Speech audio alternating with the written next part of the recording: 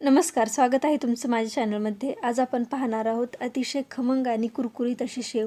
शेव कुरकुरीत होण्यासाठी आपण कोणताही यामध्ये ॲडिशनल पदार्थ वापरला नाही किंवा सोडा देखील आपण यामध्ये वापरलेला नाही.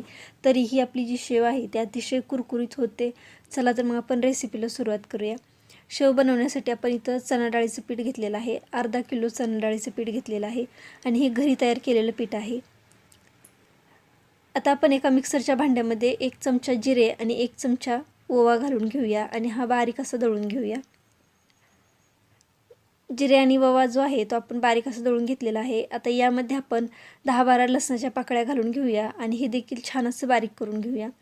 तर इथे आपलं लसूण देखील बारीक झालेलं आहे. आता हे एकदा चांगल्या प्रकारे मिक्स करून घेऊया. आता यामध्ये आपण 2 चमचे पाणी घालून घेऊया आणि पाणी घातल्याच्या नंतर पण एकदा मिक्सरला फिरवून घेऊया.